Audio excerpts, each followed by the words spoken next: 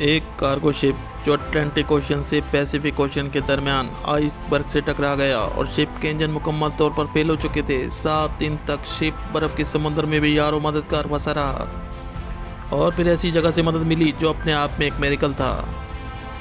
Thomas William एक ship captain था। इसका ताल्लुक इंग्लैंड से था। वो एक्सपीरियंस कैप्टन था जो शिप इंडस्ट्री में 25 साल से काम कर रहा था। तकरीबन समुद्र के हर रास्ते से अच्छी तरह वाकिफ था। वो ज़्यादातर कार्गो शिप ऑपरेट किया करता था। थॉमस ने कई बार मुश्किल रास्ते में समुद्र से सफ़र कर चुका था और थॉमस का सामना कई बार तूफानों से भी हुआ, लेकिन इस बार थॉमस ने एक संगीन गलती कर दी। वो अटलांटिक ओशन से पैसिफिक ओशन के दरमियान सफ़र कर रहा था और एक कार्गो शिप को कनाडा लेकर जा रहा था। इसके साथ अमले के 10 लोग और सिक्योरिटी के 8 लोग इस शिप पे सवार थे। समुंदर भी पुरसकून था और शिप भी नॉर्मल हालत में चल रहा था, यानी कि सब कुछ मामूल के मुताबिक था। थॉमस मैप को ऑब्जर्व करते हुए पैसिफिक ओशन की तरफ रवां दवा था। अब थॉमस जिस रूट पे जा रहा था वो पैसिफिक से होते हुए कनाडा की तरफ जा रहा था। ये सफ़र लंबा था। थॉमस एक रोड से भी अच्छी तरह वाकिफ था, लेकिन वो शॉर्टकट था। इस रास्ते में सबसे बड़ी प्रॉब्लम ये थी, इस रास्ते में शिप का सामना बड़े बड़े आइसबर्ग से हो सकता था। यहाँ थॉमस एक गलती कर बैठा और शिप का रास्ता तब्दील करके उस रूट पर ले आया जहाँ ज़्यादातर समुद्र बर्फ़ के छोटे बड़े आइसबर्ग थे। खैर, सफ़र चलता रहा। रास्ते में कोई प्रॉब्लम नहीं हुई। तकरीबन 2000 किलोमीटर का रास्ता तय कर चुका था और 60 नॉर्थ पोल की तरफ जा रहा था। अब रात का वक्त था। समुद्र में अंधेरा छाया हुआ था और किसी भी बड़े आइसबर्ग को देखना मुश्किल हो रहा था। अब शिप इस जगह पर आ पहुंचा जहां समुद्र में बर्फ थी। शिप बर्फ को चीरते हुए चल रहा था। शिप में सिक्योरिटी के कुछ लोग जाग रहे थे जो शिप के अपर साइड पर मौजूद थे और शिप से हाई टॉर्च से रास्ता देख रहे थे और बाकी क्रू मेंबर सो रहे थे। तकरीबन रात के 3 बजे का वक्त हो गया। जिस रास्ते पर था वहां शिप का सामना एक बड़े बर्फ के पहाड़ से होने वाला था। सिक्योरिटी के लोग शिप के ऊपर वाली साइड पर मौजूद थे।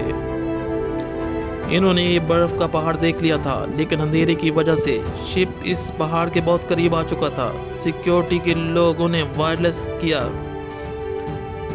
तो कप्तान को बताया कि एक आइसबर्ग बिल्कुल शिप के सामने है। अभी ये बात चल ही रही थी कि एक जोरदार धमाके की आवाज़ हुई और शिप को एक जोरदार झटका लगा जिसकी वजह से शिप बंद हो चुका था। शिप के इंजन को बुरी तरह नुकसान हुआ और क्रू के कुछ लोग जख्मी भी हुए। अब शिप में इमरजेंसी की सूरत हाल आ चुकी थी। थॉमस की परेशानी बढ़ चुकी थी और कुछ क्रू मेंबर अंडर डेक पे जाकर शिप को चेक किया तो अंडर डेक लीक हो चुका था। अब थॉमस और क्रू मेंबर के सामने एक बड़ी मुश्किल थी कि इंजन को कैसे स्टार्ट किया जाए। थॉमस और क्रू मेंबर इंजन की रिपेयरिंग में लगे हुए थे। सुबह का वक्त हो चुका था। इंजन मुकम्मल फेल हो चुके थे। अब थॉमस के पास एक ही सहारा कि वो रेडियो फ्रिक्वेंसी का इस्तेमाल करते हुए करीबी किसी शिप से रब्ता करे और मदद ले। थॉमस ने रेडियो फ्रिक्वेंसी का इस्तेमाल शुरू किया, लेकिन कहीं से भी कोई सिग्नल मौसूल ना हुआ। अब शिप इस आइसबर्ग में फंस चुका था। 3 दिन बीत चुके थे। समुद्र के चारों तरफ बर्फ और शिप दरमियान में मौजूद था। किसी भी मदद की कोई उम्मीद नहीं थी। वक्त गुजरता जा रहा था। 1 हफ्ता बीत चुका था। थॉमस और क्रू मेंबर ने फ्लेयर गन का इस्तेमाल शुरू किया। वक्तन फवक्तन फ्लेयर गन का इस्तेमाल करते रहते, लेकिन हर तरफ से नाकामी का सामना करना पड़ रहा था। एक दिन सुबह का वक्त था। थॉमस ने फ्लेयर गन का इस्तेमाल किया। आसमान की तरफ फ्लेयर गन चलाई। तकरीबन 10,000 फीट की बुलंदी पर एक कैनेडियन एयरलाइन गुजर रही थी।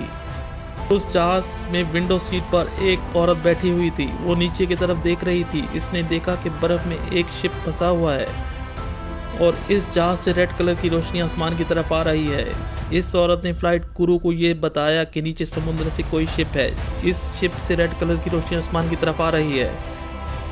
फ्लाइट क्रू ने ये सब कुछ देखा और फ्लाइट क्रू ने कैप्टन को बताया और कैप्टन ने करीबी स्टेशन कंट्रोल टावर को ये सब कुछ बताया और फिर कंट्रोल टावर ने पोर्ट की इमरजेंसी डिपार्टमेंट को ये खबर दी कि अटलांटिक ओशियन में एक शिप है जिससे फ्लेयर गन का इस्तेमाल हो रहा है, और फिर पोर्ट की तरफ से एक शिप को अटलांटिक ओशियन में भेजा गया।